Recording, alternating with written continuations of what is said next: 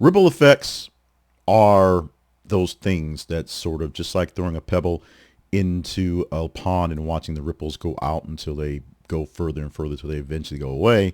Ripple effects are things that happen that you don't necessarily expect in the action happening there. And in some cases, if a ripple is a large nuclear sized bomb that causes tidal waves, you definitely get to see what's happening. This is like a tsunami warning after an earthquake when we're looking at our government shutdown. Ripple effects from this now at day 18. The federal government has been shut down, reaching its third longest lapse in modern U.S. history.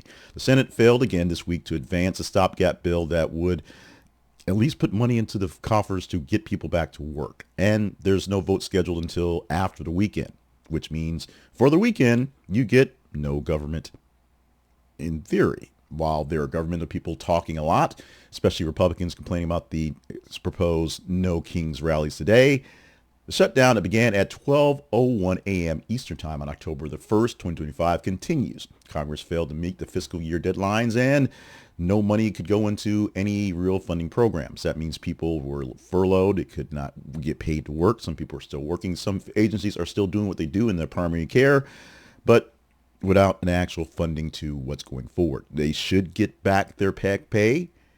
We will see. Many are remaining furloughed or unpaid right now, curtailing some services to make things work in the moment. Now, talks broke down over spending levels and policy riders again this week, including some disputes involving foreign aid rescissions and health insurance subsidies. This is the big push that's been going on so far. Healthcare subsidies end at the end of this year, and they end even more at the end of next year, where some things will go away and some things will stick around just long enough for the midterm elections, and then all the big, beautiful bill things coming apart that cut things significantly. So healthcare will double and triple this year alone, and then next year, it's sort of a crapshoot. The Senate has repeatedly rejected motions to move a House-passed GOP bill with a string of failed cloture votes for the past 2 weeks. And these are just basically, let's open the government and then we can keep working negotiating these other things. And it's not happening. Leaders are blaming the parties. So whatever party you're in, they're blaming the other party. They continue to trade blame when signaling no major concessions. No real reason to talk because both are getting what they really want. The Democrats are getting a chance to actually fight for change and say, we're not going to stand up for this thing that's really serious. The Republicans get a chance to blame the Democrats for what's going on. Gridlock, each side is claiming the other is blocking short-term fix or a long-term fix because if they don't talk, there's no fix. Ripple effects. Widening impacts are happening with the National Nuclear Security Administration furloughing about 80% of its workforce as carryover funds have run out. These are the folks that watch the bombs and, of course, watch over some of the facilities that run power plants. But most importantly, watch the bombs. They raise alarms about delays in stockpile maintenance and non-proliferation work. The White House also froze additional $11 billion in Army Corps infrastructure spending, which pauses projects on several states. Airports, if you've been in one lately, you know exactly what's going on. Federal labs, grants, permitting the knockoff effects of agencies, triages to essential functions. Essential means you got to show up regardless. You love your job, you love your country, you do what you need to do to make it happen. And you do it because it's going to be taken care of. And you will be taken care of eventually, even if you're taking lower pay or lower status for it. But when you're getting no pay, and the government right now, at least Donald Trump, is saying that some people won't be taken care of because they're Democrats, it gets ugly, or it is ugly and will get uglier, essentially. Now, the Senate's not expected to meet again until Monday, so the shutdown will continue through the weekend, at least. And Monday, we don't expect very much happening. Another round of votes is likely, but in the House, there's really nothing planned. So the math will yield you the same results. No voting, no talking, no new framework, no opening of government. Analysts warn that the morale in hiring and contract work will suffer longer as the stalemate lasts. The economic costs will also rise with each missed pay period. Every time a government worker does not get paid, that's an issue they deal with in the real time right now, and back pay may not fix it if they lose equity in the moment. The hard stance can force a debate on spending priorities. It can. And can curb growth in federal programs that are unnecessary and secure policy changes that might not pass in regular order. That is there. But here's the problem. The shutdown is disrupting the national security and public health work right now. Delaying pay for federal employees is a big deal for them right now. Stalling infrastructure that needs fixing right now and risk higher long-term costs for things to fix and backlogs is a problem right now. And restarting them will get them back on track. Maybe delayed, maybe further delayed, and things going on back and forth. The pressure to end the shutdown is on everyone. And meanwhile, everyone that should be ending the shutdown are not feeling the pressure, or at least not feeling enough to do something about it. There have been some weird defections on sides of the aisles where Republicans are now saying, yeah, it's kind of a Trump thing. They're pushing things that really are bad, and killing all this healthcare issues is a problem. And on Democrats saying, you know what, we just need to get this thing open, keep things going. We're making a big deal about stuff.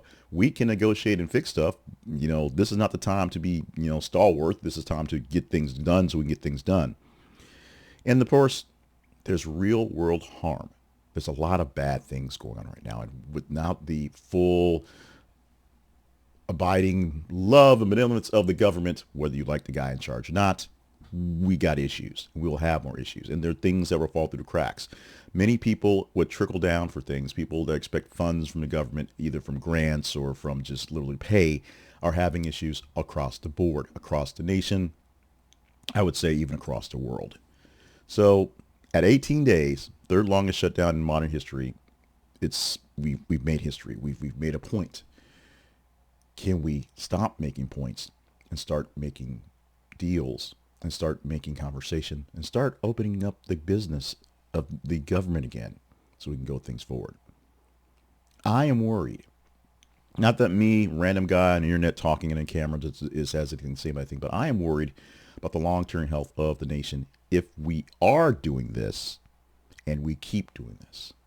We're not working towards a coherentness, not working towards all being taken care of, not working towards the fiefdom that is the United States, bringing in all of the fiefs inside the castle walls when the ogres come to attack. Our divided nation is not a nation of individual different types of thoughts that are working together to do the best thing possible. We are divided just to stay divided. This is not a good look. It's not a good feel. This is not good. This is not good. Now, as I said, random guy, internet, small YouTube channel. Nobody's really paying attention to what I'm saying. But if you hear me, let me know you hear me. And if you feel me, let me know you feel me. Even if you don't agree on the basic premise. Although the basic premise is the government should go back to work. So you should agree on that one. But you may not agree on my stance, my personal view. The Democrats, yay, they're fighting for something, for a change. But now's not quite the time to fight for it because everything else is falling apart in the meantime. And the Republicans, you got control. You have the numbers. You can't make this thing work and keep things going. You are failing on this end. We're not going to my Trump thoughts because Trump thoughts are really complicated. The peace thing, if it works, that's great. But he didn't fix 8 wars, and he's doing everything else in the process just to be the orange man that does orange man stuff. What we do know, what we can agree on is we probably need the government to open up again. You might want to go to a museum, woke or not. You might want to make sure your military folks are getting paid to defend or war, whichever one you want to say it, we do. You might want to see kids get sandwiches and books. You can argue on what's in the sandwich and what's in the book, but yeah, you might want to do that. We might want to see that. We might want to be whatever whole was before, because whole as a collective idea doesn't work for us. It should work for us. And we should have those collective ideas and be able to, have our disagreements in the process. But we don't do that very well. So let's do this. Give me comments going back and forth. This is Saturday the 18th. This is, the 18th day of the shutdown. So obviously nothing's happening till Monday.